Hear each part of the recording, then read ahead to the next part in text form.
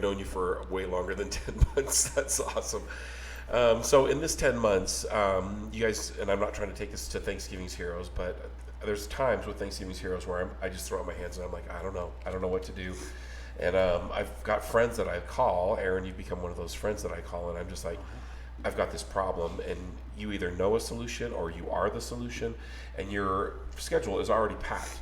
You're always packed, and so the thing that I really admire about you is like, I got this, and you make it work. You make time for it to work, and to donate or volunteer your time to a cause that you came through one time last year. Why are you so readily available to jump in on a cause that...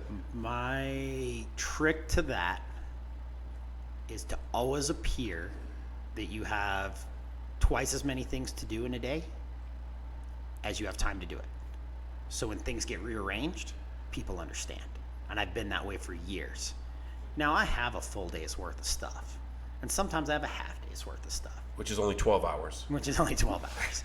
And most people who I work with and they know I'm always on the phone, always doing whatever. They just assume that I have way more going on than I do. And I do have a lot of other stuff going on. I am super busy. But it allows me to do things like, okay, this day I need to be done at noon because I'm going to go help these people feed 300 families because I feel I need some good karma in this world. I was not the best child. I did some not so good things in my youth, and I feel there's karmic balance. And I've always had the mentality in my adult years of do what you can when you can. And I explain that to my children. So like if we can do something, we can donate our time, we can donate money, we can do whatever. And for years, I have a friend, and she lives a life of service, because that's how she's a recovering alcoholic. She's like 15 years sober. Wow. Oh, well. And to the point of her alcoholism went, she started doing cocaine so she could drink more and keep her awake. Well, that makes sense. So then she had a coke problem after that. So that's when you really have a drinking problem, is when you're doing coke To keep drinking. To keep drinking because she liked drinking so much. Well, part of her sobriety is she feels she needs to be of service, and she's always trying to help, women who are leaving abusive relationships, sub for Santas, whatever. She always has some service project going. Like this last weekend, she was driving around with a cooler that she borrowed from me, handing out cold water bottles to homeless people because that's what she wanted to do. But she always has stuff and always has needs, so I would always donate money. And I told her, I'm like, the money's the easy part. It's like actually doing the work is the hard part. Like, donating money to feed families, that's write a check, here's some cash, whatever. But actually showing up on the day to deliver food or pack boxes, that requires the real commitment. And that's where I get it now, that's where I get my sense of service, is showing up. And if it's not directly for those families, showing up for you, and you need someone to show up, I'm going to show up. Yeah. I feel there's a finite amount of people you can have in your life that truly will show up for you. How many people, if you got a call at 2 a.m., how many people would you answer that phone call? If you looked at your caller ID at 2 a.m. of, I've got 1,000 contacts on my phone, like 5. Yeah. There's like 5 people that they call me at 2 a.m. I'm like, hey, what's up? Yeah, you're picking up. What you need? Yeah. Oh, you need me to come get you? Okay. And I'm on my way. I'm on my way. And you only have so many of those people. So when they ask, you go. Right. Because you never know when you're going to need to ask. Yeah. And you hope that those same people will be there for you. 100%. They might not. You never know. But that's a chance I'm willing to take. Yeah. I love that. That's important. I feel as we've grown, as I've grown older in my life, growing up, you have your tribe. You got your little herd of dudes that you're rolling with, and then you get into junior high or high school, and you got your clique of guys. Then you get older, and you get out and you get a job. You start having a family, and sometimes you find a crowd at church, or you'll find a crowd at your bowling league, or maybe it's your motorcycle network crowd. There you go.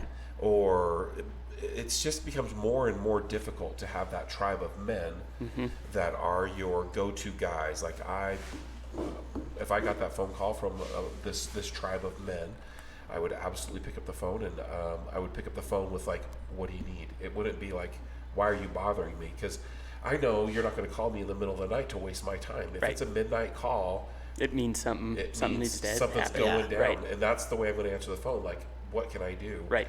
But it's an interesting thing that group has grown to this finite crowd of real, true, meaningful friends. That's powerful. That is your new tribe. Like that is Right. your true tribe. Yeah. And you find those people, and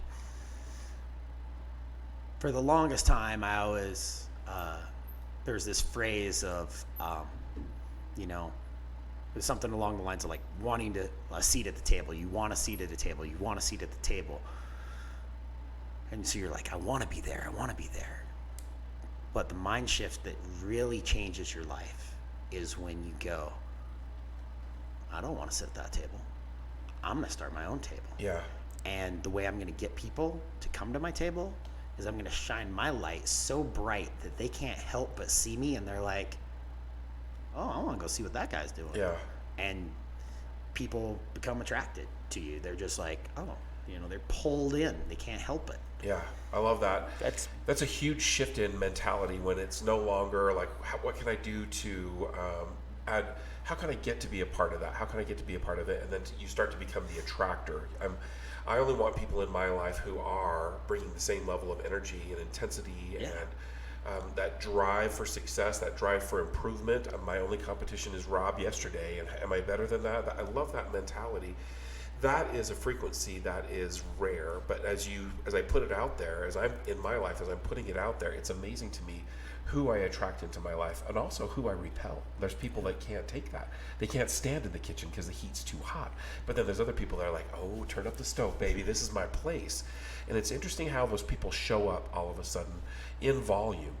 Good people. The world is clear full of it. You just have to be putting out the vibe of what it is you want. No longer do I want to be a part of, I want to attract into. Well, one of the best That make parts sense? about that is once you get to that no one else is my competition thing, is you are then able to celebrate everyone else's victories yes.